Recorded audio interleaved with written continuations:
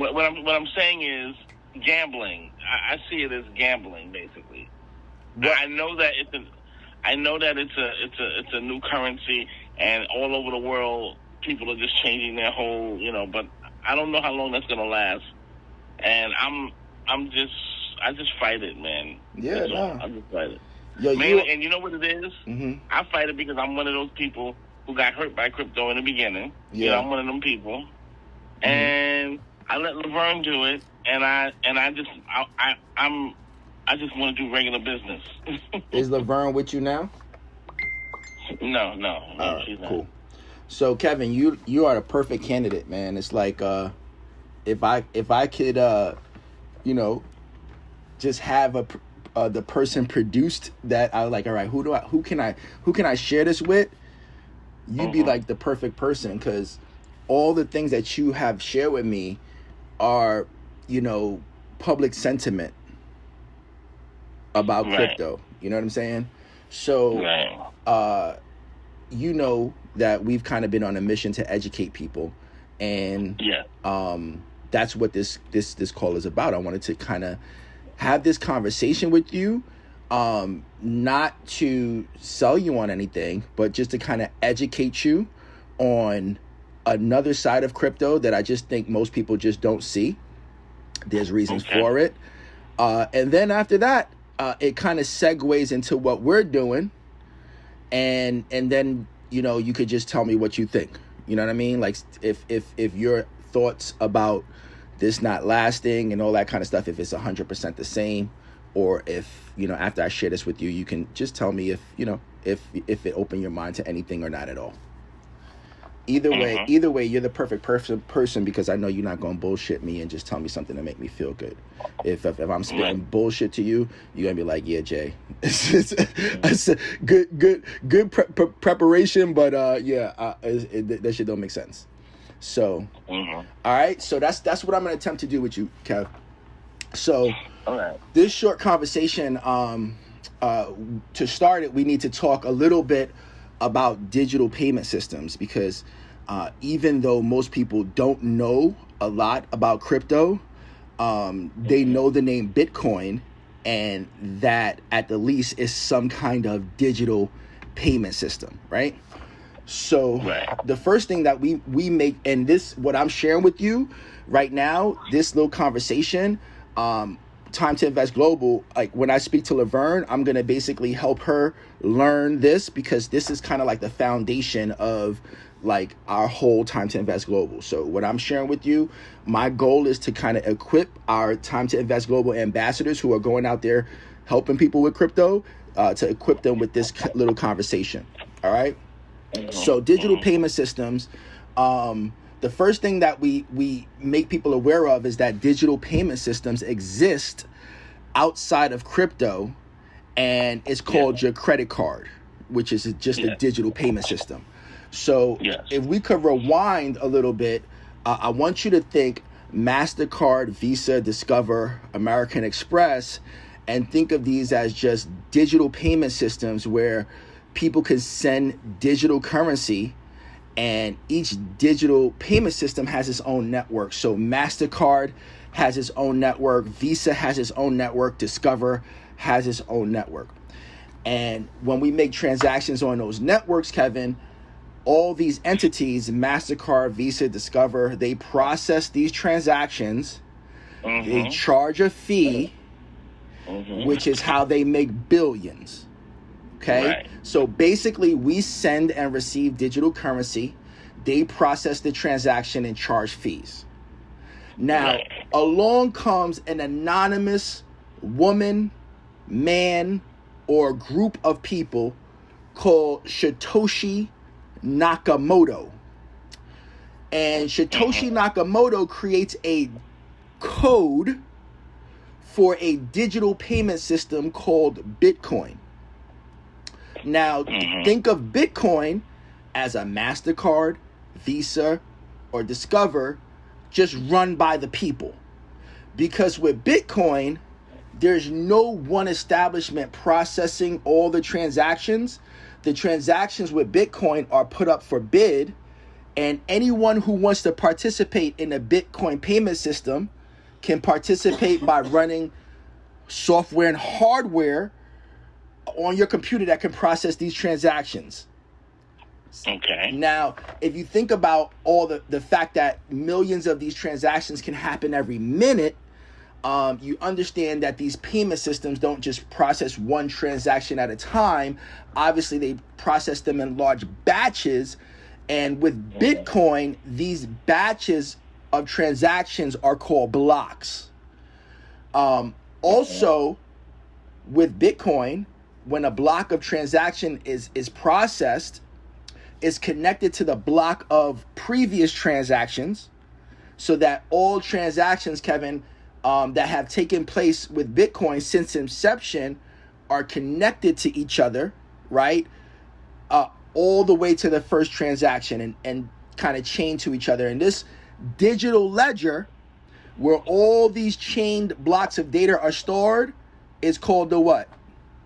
Blockchain. Blockchain. Got it, right? And what's important to know about the blockchain is that the computers or nodes, right? Another word for a computer is a node, right? It, any digital device that you set up to a network is called a node. So it could be a phone, it could be a laptop, but any node that processes the transactions and puts that block on a blockchain, what's important to know is that those are called miners. Okay? Now, humor me for a second, Kevin. Why would a smart person like you, like me, a person with a good job, great career, profitable business, now this is 2017, they go to the store and they buy the stuff that your friend just brought to you. Okay?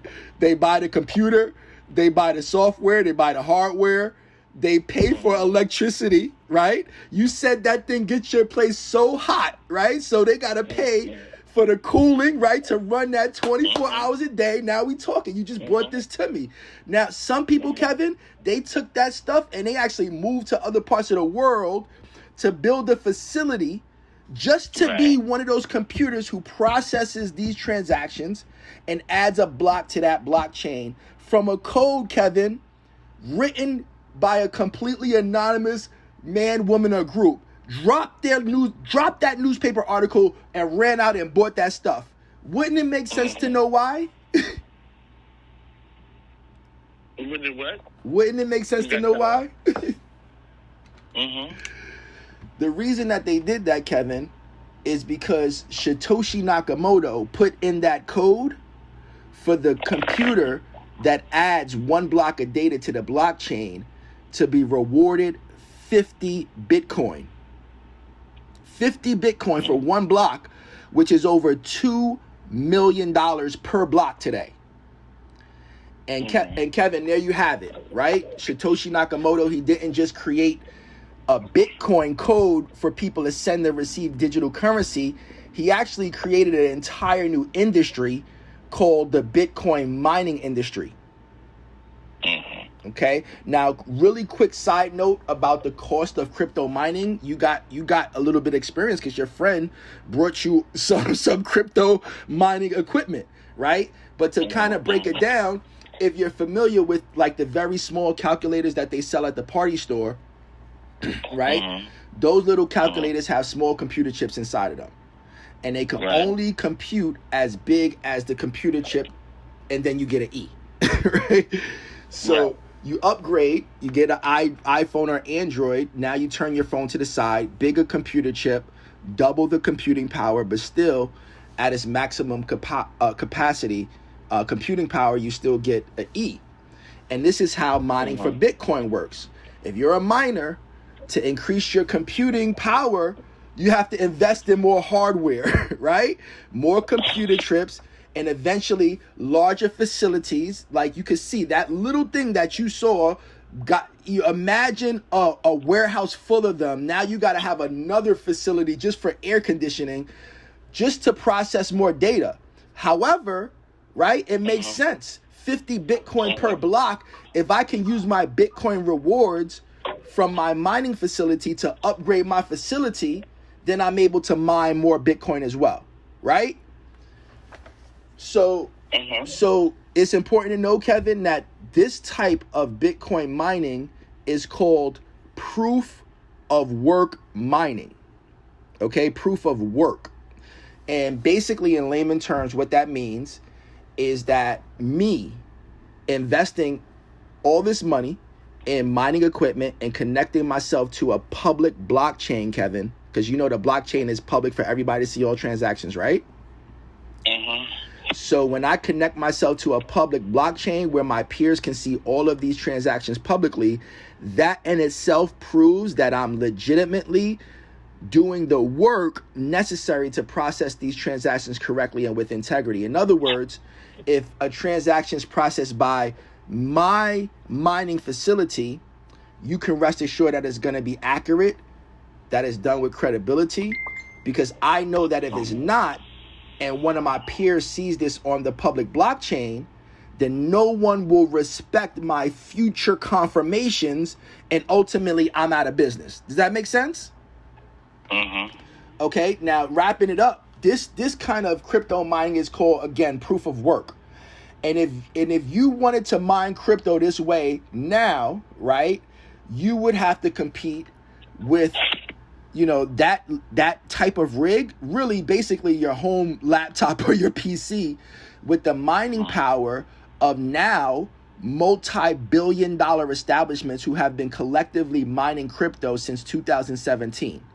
And so obviously the opportunity is not the same for people like you and me today as it was back then.